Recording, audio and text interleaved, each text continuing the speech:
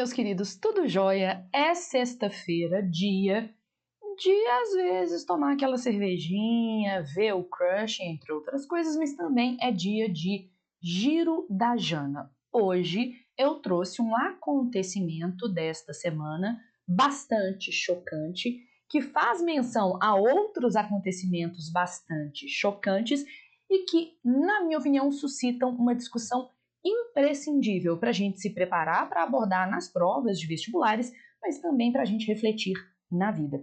A notícia que eu selecionei para vocês é uma fala do nosso ministro do STF, Alexandre de Moraes, também conhecido como Xandão. Não sei como vocês se referem a ele, mas eu tenho uma certa intimidade, pelo menos hipotética, com ele, então eu o chamo de Xandão de Moraes.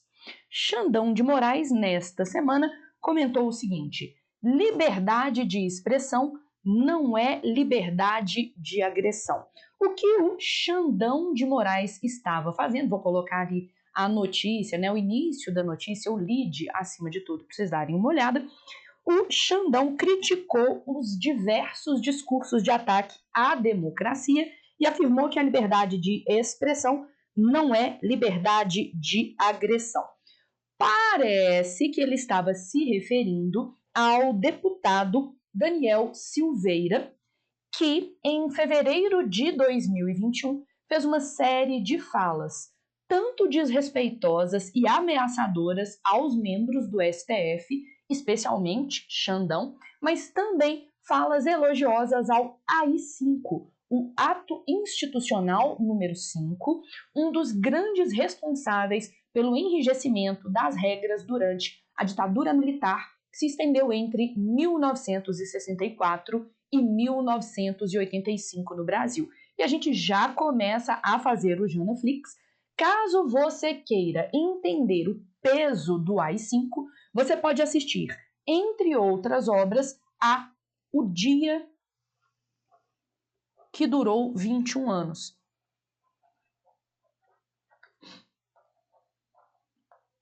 Um documentário que tematiza o golpe militar de 1964 e, a partir desse primeiro dia do golpe, os 21 anos que a gente teve de ditadura militar no Brasil.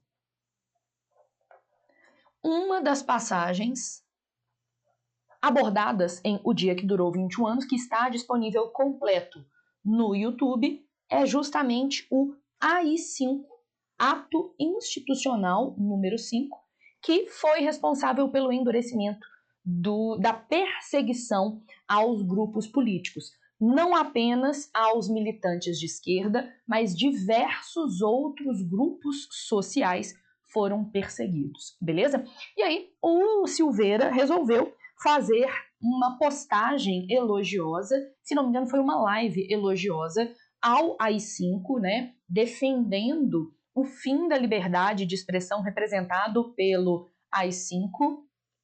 Sim, ele usou a liberdade de expressão dele para defender o fim da liberdade de expressão. Pois é, jovens? Coerência para quem? E aí, a partir disso e das ameaças feitas a alguns membros do STF, especialmente o Alexandre de Moraes, ele foi condenado a 8 anos de prisão por crime de ameaça e por ameaça à ordem institucional. Entretanto, os nossos políticos no Brasil contam com uma possibilidade, na verdade qualquer cidadão conta com a possibilidade de ser alvo de um indulto, de um perdão extraordinário. E aí o nosso excrementíssimo senhor presidente Jair Messias Bolsonaro concedeu a graça do indulto, do perdão ao Daniel Silveira, o que, em termos práticos, basicamente anulou a pena a qual ele havia sido condenado. A gente pode se perguntar se o Bolsonaro não está defendendo partido, não está defendendo bandido, Ironias do destino. Bom, diante desses fatos, Xandão ficou um pouco bravo, mas não falou diretamente do episódio. Entretanto, ele falou algo que eu acho bem interessante. Ora, não estamos em uma selva. Liberdade de expressão não é liberdade de agressão. não é possível defender a volta de um ato institucional número 5, o AI-5, que garantia a tortura de pessoas, morte de pessoas, o fechamento do Congresso, do Poder Judiciário. Então, eu acho que vale a pena vocês lerem essa matéria, porque aí vocês vão ver Xandão falando sobre liberdade de expressão e os limites da liberdade de expressão, porque a liberdade de expressão, como outros direitos, ela é relativa, ela não é absoluta. Vão ver a menção ao caso Daniel Silveira, a graça concedida por Jair Messias Bolsonaro. E dentro dessa discussão, quando eu vi Xandão falando liberdade de expressão não é liberdade de agressão, eu quase automaticamente lembrei de um repertório sociocultural que é um conceito do filósofo Karl Popper. E eu já falei desse conceito aqui, o conceito de paradoxo da tolerância. O Karl Popper afirma que é necessário ser intolerante aos discursos intolerantes para que se garanta a normalidade tolerante. É necessário que se reprimam discursos autoritários para que tenhamos direito à democracia. Então, a partir do paradoxo da tolerância do Karl Popper, a gente pode se perguntar se a punição ao Daniel Silveira não seria uma maneira de proteger o regime democrático e libertário do Brasil, ok? Então, essa é uma discussão interessante se existem ou não limites à liberdade de expressão, e eu trouxe para vocês alguns filmes, na minha opinião, os melhores filmes para discutir a liberdade de expressão. E eu os dividi em duas grandes categorias. Primeiro, grupo de filmes. Filmes de valorização da liberdade de expressão e de combate à censura. Primeiro, Je suis Charlie, que é um filme que fala daquele atentado terrorista ao jornal francês Charlie Hebdo, que foi alvo de um ataque terrorista, um ataque a tiros, a partir do momento que publicou uma série de charges que foram consideradas islamofóbicas, ou seja, que promoveriam uma aversão, uma rejeição e um desrespeito ao povo islâmico e às religiões islâmicas. Beleza. Je suis Charlie. O outro é O Povo contra Larry Flynt. O Povo contra Larry Flynt conta a história do Larry Flynt, que era editor de uma revista adulta, e que sofreu uma série de perseguições, principalmente pelo governo norte-americano, por ajudar a publicar essa revista. Tá? Outro, temos Todos os Homens do Presidente, um filme mais antigo, que conta a história do grupo de jornalistas que investigou um caso de espionagem promovido pelo governo norte-americano. Tá? E aí, esses jornalistas usaram a liberdade de imprensa, que está ali no guarda-chuva da liberdade de expressão, para investigar uma ilegalidade cometida pelo presidente, né? Eventualmente, o mundo jornalístico brasileiro sofre algumas sanções, algumas censuras, algumas punições quando tenta investigar supostas ilegalidades do presidente brasileiro. E aí a gente pode se perguntar se, assim como aconteceu com o presidente Nixon, se os jornalistas brasileiros tendo plena liberdade, por exemplo, para investigar o presidente Jair Messias Bolsonaro, isso conduziria a uma possível queda do presidente, caso fosse comprovada alguma forma de ilegalidade. Chora na minha habilidade de não me comprometer juridicamente. Bom, os últimos dois filmes que eu estou indicando, na verdade, é um filme e uma série, são 1984, que é o filme rodado a partir do livro do George Orwell, em que há um regime autoritário que manipula a opinião pública por meio da manipulação dos veículos midiáticos, e O Conto da Aia, uma série a partir de um livro, tá? Da Margaret Mead, se não me engano, que conta a história de um futuro distópico em que os Estados Unidos e boa parte do mundo são controlados por uma Religião fundamentalista, autoritária e profundamente misógina, ou seja, que propaga o ódio às mulheres. E o quanto há uma censura às liberdades individuais, principalmente à liberdade de expressão individual. Então, esses filmes são filmes que defendem a liberdade de expressão. Entretanto, a liberdade de expressão ela não deve ser irrestrita, ela deve passar por algumas formas de fiscalização, e isso não é censura, não é que eu estou te tirando o direito de falar. O Daniel Silveira pode falar o que ele quis. Entretanto, cometendo uma ilegalidade ao usar a liberdade de expressão, ele pode ser punido, que é o que aconteceu, apesar do Bolsonaro achar que ele merecia o perdão. É a mesma coisa de ter o direito de ter um carro. Você tem o direito de ter um carro. Entretanto, se você bebe, dirige e é pego tendo bebido e dirigido, você será punido não por ter um carro, mas por ter feito mau uso do direito a ter um carro.